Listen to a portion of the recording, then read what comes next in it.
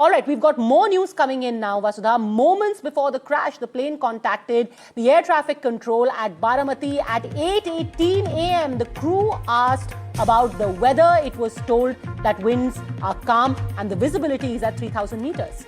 That's right. This was the plane's message to the air traffic controller at 8:18 a.m. is what we've been told. And the first approach, of course, said that the runway was not in sight and the go-around was executed. And the second approach was that runway initially was not visible. And this is just one of the last moments of communication. Padmaja, would that be right? And we have also told that the crew later reported runway in sight cleared to land runway. But like you said, we saw the plane circling several times before it made that tragic. And it's just happening in a matter of seconds. Look at the timeline that we've put together for you here.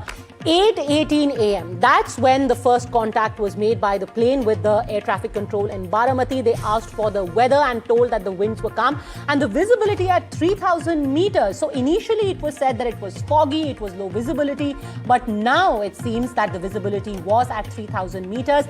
The first approach, the runway was not in sight and one go around was executed like we have been telling you since morning. And when the second approach, and that is when that 8:45 a.m. you see, and we put that image on your screen right now, you see the plane coming in at around 8:45. When the second approach was made, the runway initially was not visible, but the crew later said that the runway is in sight. Runway 11 at 8:43 a.m. they were cleared to land. They were told at 8:43 a.m.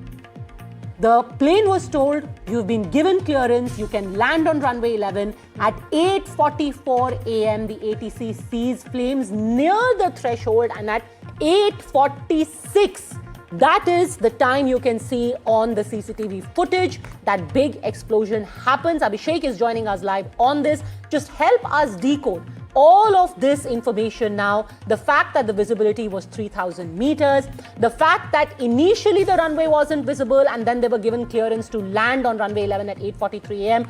How do we make sense of all of this information, Abhishek?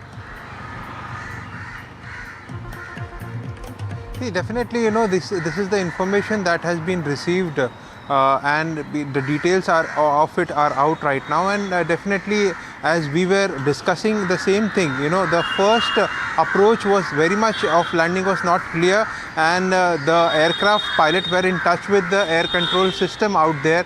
And after getting the clearances for the second runway, and within that, imagine, it was 8:43 when they gave the clearance for the runway 11, and we have the CCTV footage where we can clearly see at 8:46 when the aircraft crashed. That 3 minutes what happened, because they couldn't get any response back from the pilot that after getting clearance of runway, what was the next movement, and they couldn't get the response, and that's where the crash took place. And it is clearly visible in the CCTV footage also.